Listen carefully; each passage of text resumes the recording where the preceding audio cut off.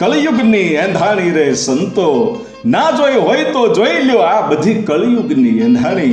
કળિયુગના અંત સુધીમાં શું શું થવાનું છે એ આજથી 1300 વર્ષ પહેલા જેણે ભવિષ્યવાણી કરી એવા મહાન સંત એટલે મામઈ દેવના ઇતિહાસની તો આપણે વાત કરવી છે.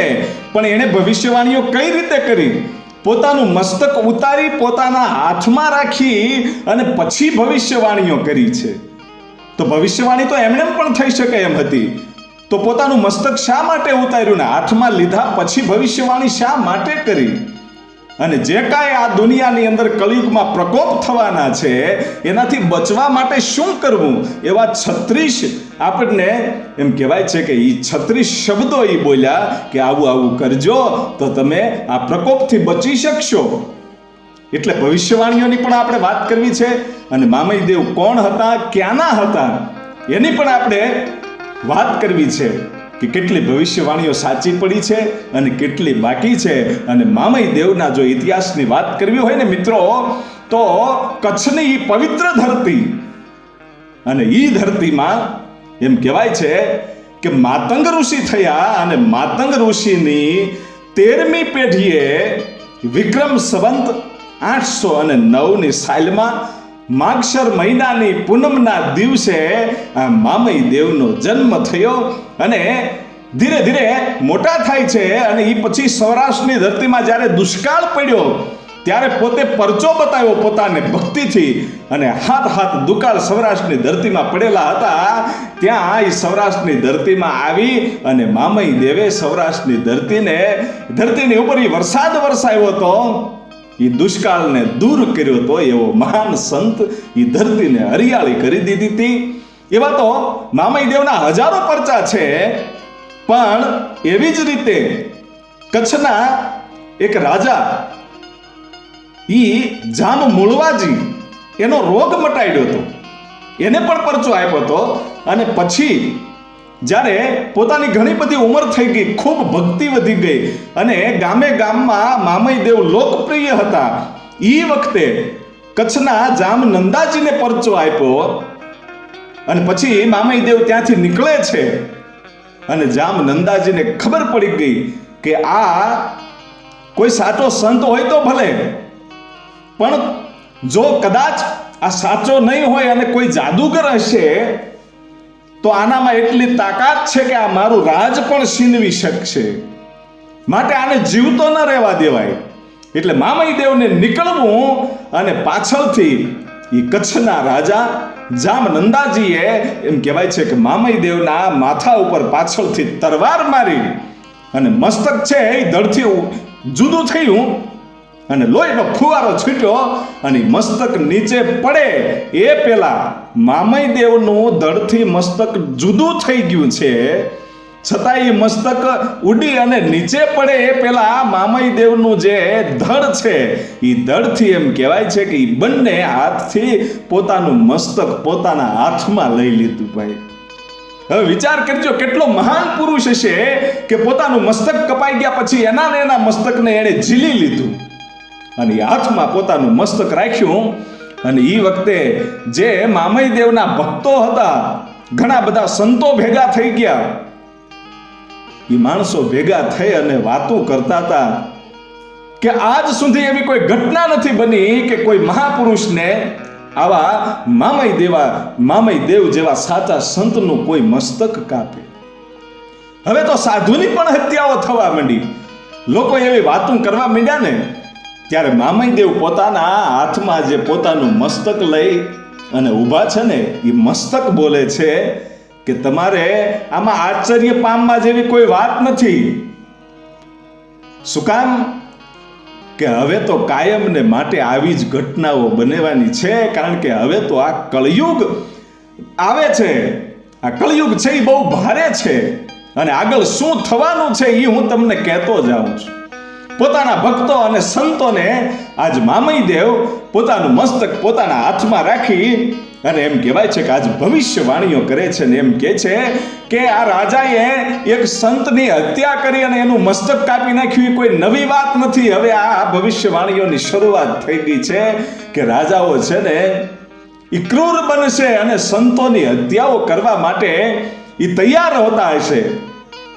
એટલા માટે હવે સાંભળો, આગળ શું થવાનું છે એની હું તમને વાત કરું છું એમ કહી અને મામઈ દેવ પોતાના હાથમાં મસ્તક છે ને, મસ્તક છે એ બોલતું જાય છે, ભવિષ્યવાણીઓ કરતા જાય છે.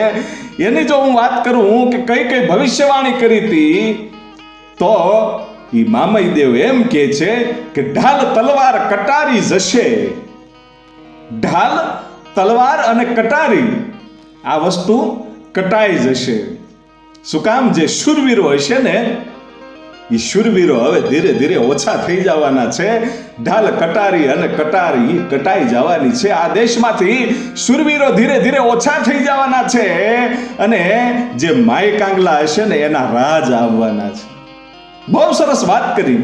અને આજે જે શૂરવીરો હતા એ તો ક્યાં દેખાય છે? આજે તો જ્યાં જુઓ ત્યાં બીજાના ગુલામ થઈને માણસો ફરે છે. અને જે માંગણ હશે એ માંગણ માંગવાનું છોડી દેશે. માંગણ છે એ માંગવાનું છોડી દેશે અને છેતરવા વાળા છે ને એ મહાન ગણાય છે. અને વાત બહુ સાચી છે. આજે ઘરે ઘરે જે આપણે ત્યાં પેલા માંગણ આવતા માંગવા માટે, એ ધીરે ધીરે ઓછું થઈ ગયું. એ બધું બંધ થઈ ગયું. અને જે છેતરવા વાળા માણસો છે એ મહાન ગણાય છે. અને વાત બહુ સાચી છે. અહીંયાથી છેતરી અને બીજે પાછા દાન કરતા હોય ન્યાય એ માણસ મહાન ગણાતો હોય. એ ભવિષ્યવાણીઓ આજે સત્ય બની છે, આપણે જાણીએ છીએ. અને આગળ બહુ સરસ વાત કરે છે કે ઢોંગી ભગવા પહેરશે અને ટીલા તાણશે અને દુખીને પાસે બોલાવી અને લૂંટશે. જે ઢોંગી માણસો હશે એ ભગવા પહેરી લેશે અને ભગવા પહેરીને પછી જેટલા દુઃખી માણસો હશે એને ભેગા કરશે અને કહેશે કે મને આમ આવડે છે તેમ આવડે છે કરી અને એ દુઃખી માણસોને લૂંટશે. અને વાત બહુ સાચી છે. આજે આપણે જોઈએ જ છીએ કે સાચા સંતો કરતા તો ઢોંગીઓ જ વધારે છે અને ગરીબોને લૂંટે છે, દુઃખી માણસોને લૂંટે છે. દુઃખી માણસને ખબર પડતી નથી કે આ ઢોંગી છે એમ. અને ખબર ક્યાંથી પડે? એ તો પોતાના દુઃખમાં બિચારો હેરાન થયેલો હોય એટલે એમ થાય કે અહીંયા જઈએ તો સારું થઈ જાય, અહીંયા જઈએ તો સારું થઈ જાય. પણ જ્યાં જાય ત્યાં આવા ઢોંગી મળે અને રૂપિયા લૂંટી જાય. મિત્રો, આજે એ ભવિષ્યવાણીઓ સાચી પડી છે કે ઢોંગી ભગવા પહેરશે, ઢીલા તાણશે અને દુઃખી માણસને પાસે બોલાવીને એને લૂંટવાનું કામ કરશે. એ ભવિષ્યવાણીઓ આજે સાચી પડે છે. અને આગળ બહુ સરસ મામઈ દેવ ભવિષ્યવાણી કરે છે કે કપટી ખોટા સોગંદ ખાઈને ઉજળા હંસ જેવા દેખાશે. જે કપટી માણસો હોય છે, જેને બીજાની સાથે ખોટું કરશે, એ પાછા સોગંદ ખાતા હશે કે ખોટા સોગંદ ખાશે કે અમે કાંઈ નથી કર્યું, અમે તો ત્યાં હતા પણ નહીં. અને આજે એવું ઘણું બધું થાય છે, આપણે જોઈએ છીએ. અને આગળ બહુ સરસ ભવિષ્યવાણી કરે છે કે શેઠ નોકર થશે અને નોકર થશે માલિક. આજે હજારો માણસો એવા છે કે જે કરોડપતિ હતા, ઈ ક્યાંક જુગારમાં હારી ગયા, કોઈ દવાખાનામાં ઉતરી ગયા. એવી રીતે પોતાની પાસે જે કાંઈ હતું એ વેચાઈ ગયું અને નોકરીઓ કરવા માંડ્યા. અને અમુક નોકર હતા ઈ શેઠિયા પણ બની ગયા. આ તો ઈશ્વર ઉપર આધાર છે. ઈ જે ધારે ઈ થાય. નોકરને શેઠ પણ બનાવે અને શેઠને નોકર પણ બનાવે. એમ આજે એ ભવિષ્યવાણીઓ સાચી પડી છે મામઈ દેવની. અને આગળ ભવિષ્યવાણી જે કરે છે એ તો આપણે બધાય જાણીએ છીએ કે ઘેરે ઘેરે કજિયા થશે, ભાઈ વચ્ચે સંબંધ નહીં રહે. અને બાપ દીકરાને અબોલા થશે ને છોકરા છામા થશે. ભાઈ વચ્ચે પ્રેમ નહીં હોય, ભાઈનો ઝઘડો થશે, ઘરે ઘરે કજિયાઓ હશે. અને બાપ છે ને એને તો નિમાણું થઈને એક બાજુ બેહી રહેવું પડશે. કારણ કે દીકરો છે ને એ બાપની હામો થાહે, બાપને ગાળ્યું દેશે. અને એ ભવિષ્યવાણીઓ આજે 100% સાચી પડી છે. એ આપણે બધા જાણીએ છીએ. બાળક વડીલને માન નહીં આપે. બાળકો છે એ વડીલોને માન નહીં આપે. પેલા આપણો જે સમય હતો કે માવતરને કે કોઈ મહેમાન ઘરે આવ્યું હોય એને માનથી બોલાવતા આજે હગા બાપનો છોકરો છે એ વેણ રાખતો નથી, મા બાપને એ માન આપતો નથી. ભવિષ્યવાણીઓ સાચી પડી છે અને હવે તો હૃદય કંપાવી નાખે એવી એક ભવિષ્યવાણી કે દિયર અને ભાભીના સંબંધ છે એ પવિત્ર નહીં હોય. મિત્રો, ક્યાંક ને ક્યાંક એવું જોવા મળે છે આજે કે આપણા રૂવાડા બેઠા થઈ જાય કે દિયર અને ભાભી એ તો મા દીકરા જેવો સંબંધ છે, પણ એ સંબંધ પણ આજે પવિત્ર રહ્યો નથી.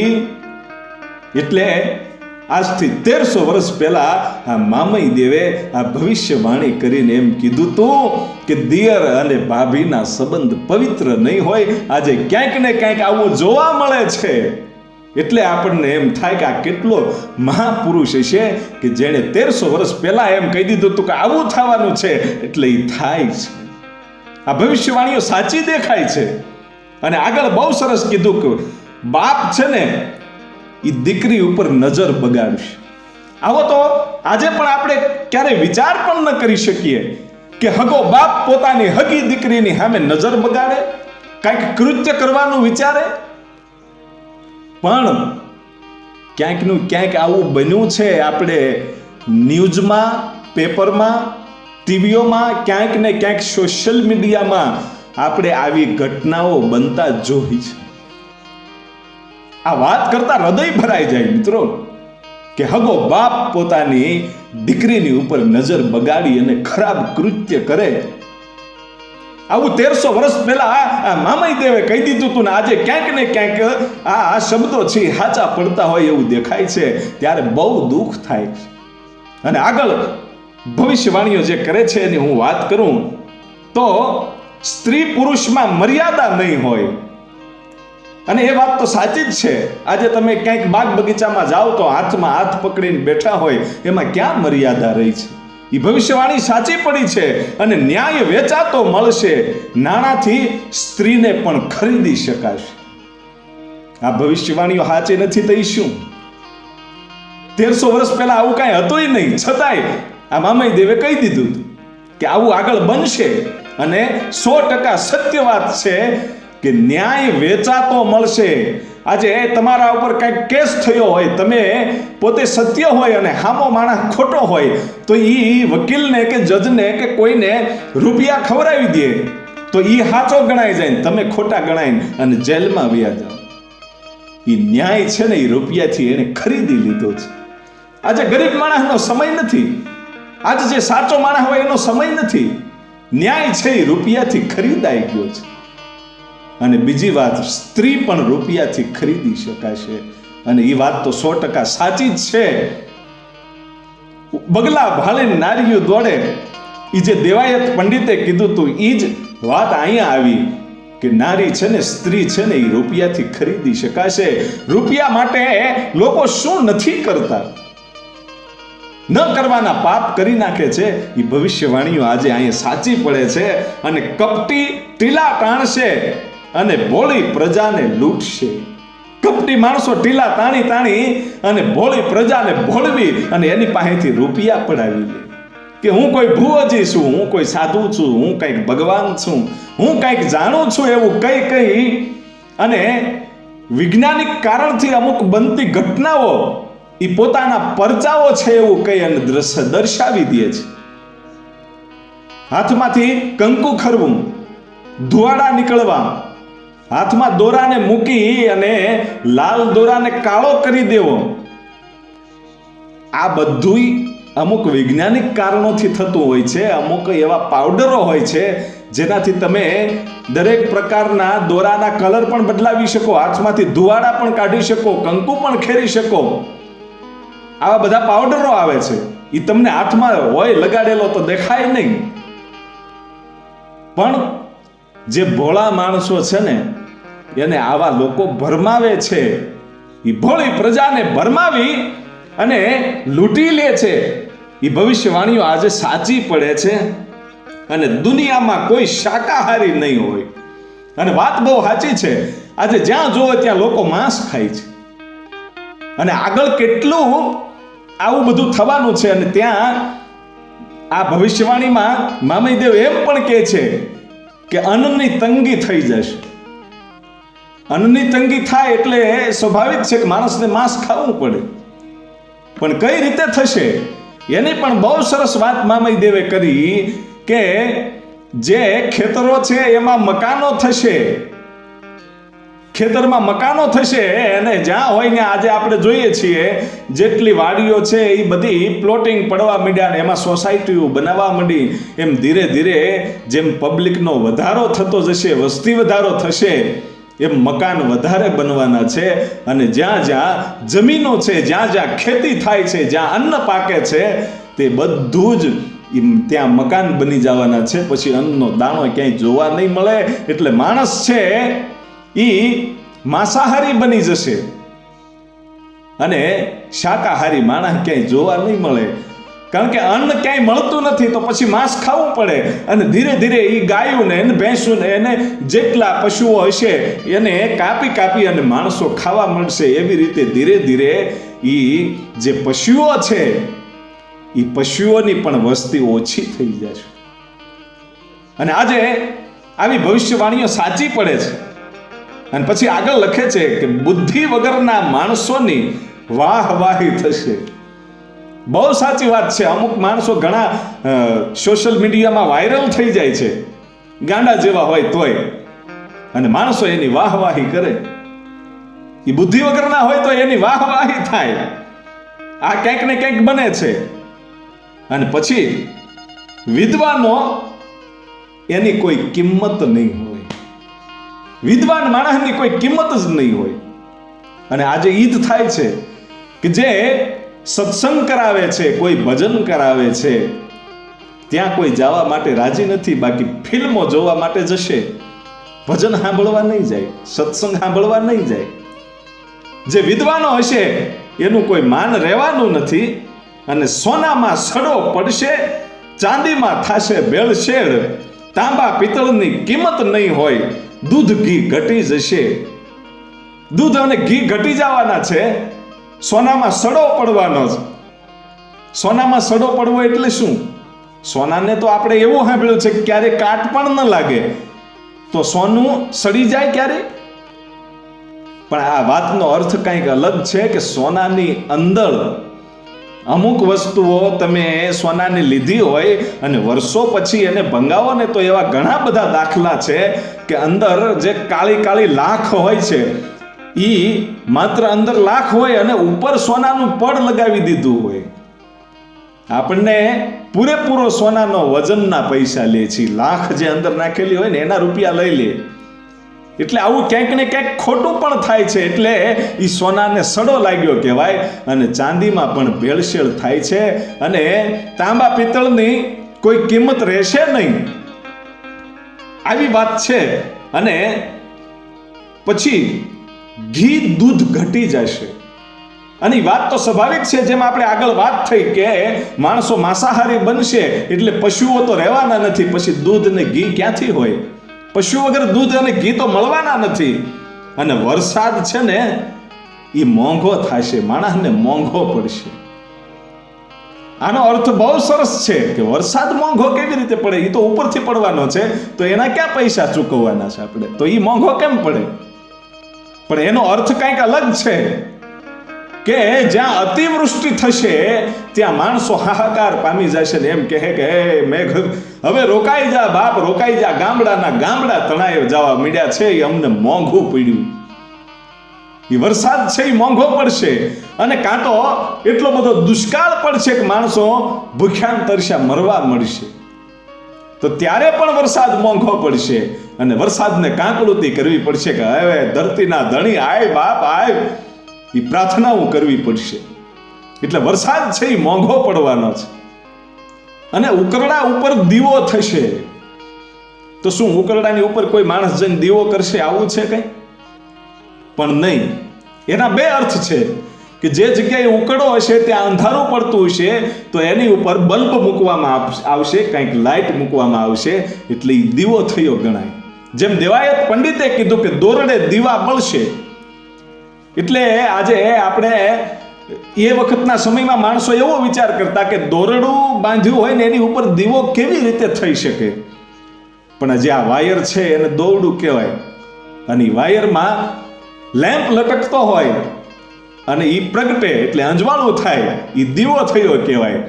એમ અહીંયા પણ એવી જ કંઈક વાત છે. એના બે અર્થ છે કે ઉકરડાની ઉપર કદાચ લાઇટો મૂકવામાં પણ આવશે, અને બીજી વાત એ પણ થાય કે ઉકરડા જેવો એટલે કે જેને ફેંકી દીધું હોય, જેનું કાંઈ કામ ન હોય, જે ગંદકી હોય, એ ગંદકી જેવો કોઈ માણસ હોય ને તો એના ઘરમાં પણ દીવા જેવો ઉજળો માણસ પ્રગટશે. કોઈ સાચા સંતનું અવતરણ પણ થશે. નાખી દેવા જેવો માણસ હશે, એને ઘેરે પણ કોઈક મહાપુરુષ જન્મશે. એટલે ઉકરડા ઉપર દીવો થશે એવો કંઈક અર્થ છે. અને ખચરો દૂધ પીતા થશે અને ઘોડા બજારમાં રખડશે. જે તે સમયમાં ઘોડાની ખૂબ કિંમત હતી અને જેમ તેમ રખડતા નહીં. અને આજે તમે ગમે ત્યાં જાઓ તો નદીમાં વેંકળામાં ગમે ત્યાં ઘોડાઓ રખડતા હોય છે છૂટા. એ આજે સત્ય પડ્યું છે. અને મોટા માણસો ઘર જાલીને બેસી રહેશે, ખોટાની બોલબાલા થશે અને ભૂખ્યા ભળ થશે, અને સિંહ જેવા માણસ શિયાળથી ડરશે. બહુ સાચી વાત છે કે જે મોટા માણસો હશે, એટલે કે મનના મોટા, ભલે પોતાની પાસે રૂપિયો ન હોય પણ મનથી માણસ મોટો હોય, ઉદાર હોય, એ માણસને ઘર જાલીને બેઠું રહેવું પડશે, પોતાના ઘરનું ધ્યાન રાખવું પડશે. અને જે ખોટા હશે ને એની બોલબાલા થતી હશે, પબ્લિકના પૈસા લૂંટી અને એ માણસ છે ને એ લહેર કરતો હશે, એની તો બોલબાલા હશે. અને આજે એવું જ છે, તમારા ઘરમાં કાંઈક હોય તો જ માણસ આવે, અને તમારા ઘરમાં કાંઈ ન હોય ને સાદું ઝૂંપડું હોય તો કોઈ દી કોઈ મહેમાન આવતા નથી. એમાં વાલાય વેરી થઈ જાય છે. ગરીબની કોઈ કિંમત નથી, સાચા માણસની કોઈ કિંમત નથી. એટલે મોટા માણસો ઘર જાલીને બેસી રહેશે અને ખોટાની બોલબાલા થશે. અને જે સિંહ જેવા માણસો હશે, જે શૂરવીર હશે, એ પણ શિયાળથી ડરશે.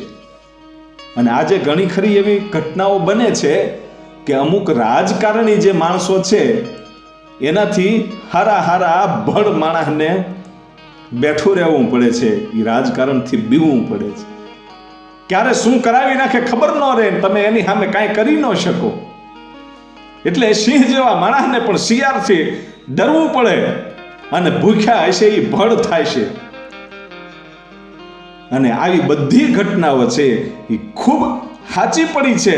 અને જેની માં મૂળો, હવે વાત સાંભળજો, બહુ આખા ભવિષ્યવાણીની અંદર આ મહત્વમાં મહત્વની આ બાબત છે, આ વાત છે. મામય દેવે બહુ સરસ વાત કરી છે કે જેની માં મૂળો અને બાપ ગાજર હોય એવા માવતરના ઠેકાણા વગરના, એ કુળ વગરના માણસની વાહવાહી થશે. જે કુળ વગરનો હશે, માં મૂળો ને બાપ ગાજર, માં કયા સમાજની છે એ ખબર નહીં હોય ને બાપ કયા સમાજનો છે એ ખબર નહીં હોય. અને એવા માણસો જ્યારે રૂપિયાવાળા બનશે ત્યારે એની પણ બોલબાલા હશે, એનું કંઈક માન હશે, એ પાંચમાં પૂજાતો હશે એવો માણસ. અને આજે ઘણું બધું એવું થાય છે, મા બાપના ઠેકાણા હોય નહીં, કયા સમાજના છે કયા કુળના છે એ ખબર હોય નહીં. અને એવા માણસ આજે પાંચની અંદર પૂંજાય છે અને કાંઈક કહેવાય છે. અને એવી ઘટનાઓ સાચી પડે છે ને મહેલો મોંઘા થશે અને રાજવી માટે કફરા દિવસો આવશે. અને આજે આપણે જોઈએ છીએ, જે તમારે ક્યાંક ફ્લેટ લેવો હોય તો થોડા પૈસાથી થાય નહીં, બહુ મોંઘું થઈ ગયું. મહેલો મોંઘા થશે અને રાજવીના કફરા દિવસો આવશે. એટલે જ્યારે રાજાશાહી હતી એ વખતનો સમયની આ ભવિષ્યવાણી હતી કે રાજવીને સમય છે એ કફરો આવશે. એટલે રાજાશાહી જતી રહી, એ વાત પણ સાચી પડી. અને બ્રાહ્મણ વિદ્યા છોડશે, રાજા કરશે નોકરી. બ્રાહ્મણો છે વિદ્યા છોડી દેશે. શું કામ? એટલો બધો રૂપિયો આવી જાય એટલે બધું મૂકી દે અને એના ધંધા કંઈક બીજા જ હોય. આવું પણ થઈ શકે. અને રાજવીઓ છે એ નોકરી કરશે. અને ઘણા બધા રાજાઓ ગુજરાતની અંદર જ પણ એવું બનેલું છે કે એનું પોતાનું રાજ ગયા પછી એણે નોકરીઓ પણ કરી છે. ક્યાંક ને ક્યાંક તમે વાંચજો, આ જોવા મળશે. કોઈનું નામ ન દેવાય, પણ રાજાઓએ નોકરી કરી છે સરકારની અંદર.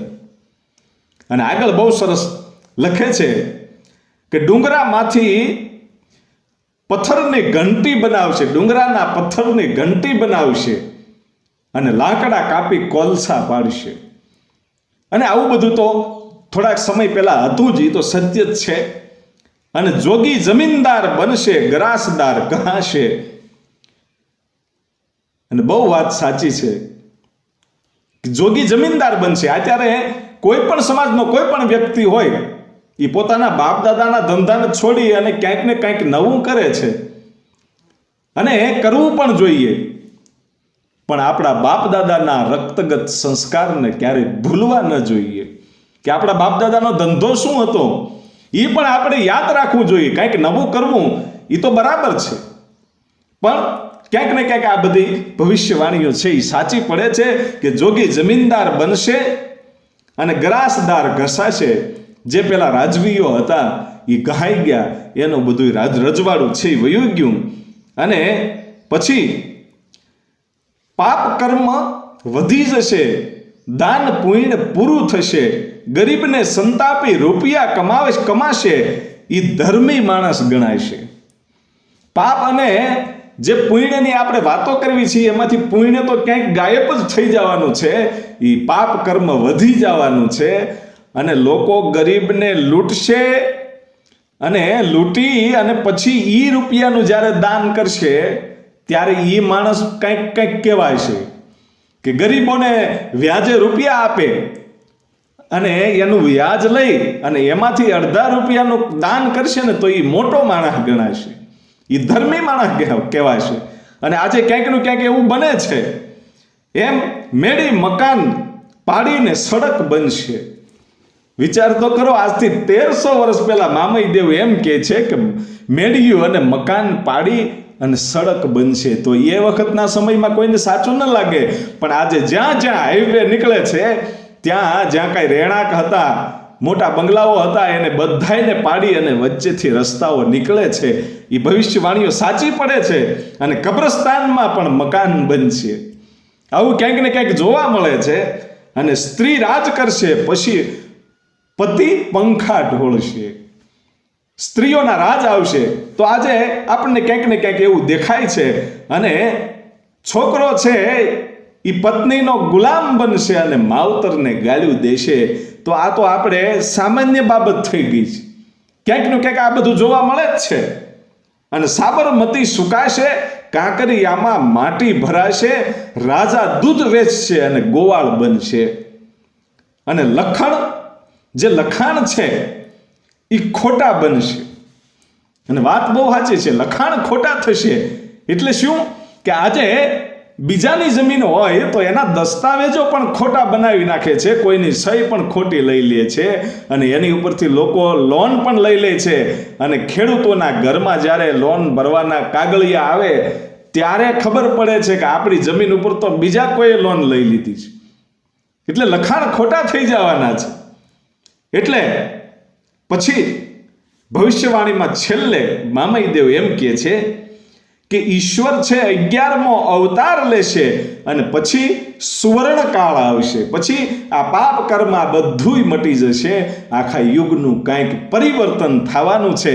પણ આ બધું જ જે કાંઈ તમારી ઉપર સંકટ આવવાનું છે, એ સંકટમાંથી તમે બચી પણ શકશો. તો બચવું હોય તો શું કરવું?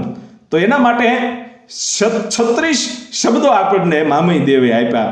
એમાં શું કહે છે કે વહેલા ઉઠી સ્નાન કરી અને પ્રભુને યાદ કરો, માતા પિતાને માન આપવું, ઇન્દ્રિયોને વશમાં કરવી અને વેર ભાવની જે ભાવના છે એને ત્યાગવી, અને મન વચન કર્મથી પવિત્ર રહી અને આખા આપણા સંસારમાં જે કાંઈ ફરજ આવતી હોય એ ફરજને પૂર્ણ કરવી, અન્યને ભારરૂપ ન બનવું, એટલે કે બીજાને કોઈને નડવું નહીં, અને ધર્મ અને રાષ્ટ્રનો દ્રોહ ક્યારેય ન કરવો, અને હિંસક ન બનવું. જીવનનું લક્ષ્ય ઈશ્વરની પ્રાપ્તિ માટે જીવવું. હું જે જીવન જીવું છું ઈશ્વરની પ્રાપ્તિ માટે જીવું છું એવું વિચારીને હાલવાનું. અને ઈશ્વરની પ્રાપ્તિ થાય કે ન થાય, તમે જે કર્મ કરો છો, તમે જે કાર્ય કરો છો એ સફળ થશે કે નહીં, એ ફળની આશા રાખ્યા વગર ઈશ્વરની ઉપર બધું જ પરિણામ છોડી દેવું. અને આવું બધું જ્યારે તમે પાળશો ત્યારે આ બધા જ કળિયુગના પ્રભાવથી તમે બચી શકશો. આવી રીતે મહામહિ દેવે ખૂબ સરસ ભવિષ્યવાણીઓ કરી, આમાંથી બચવાના રસ્તાઓ પણ બતાવ્યા. અને ત્યારબાદ એ તે જગ્યાએ સમાધિ લે છે. અને એ સમાધિ આજે પાકિસ્તાનમાં છે.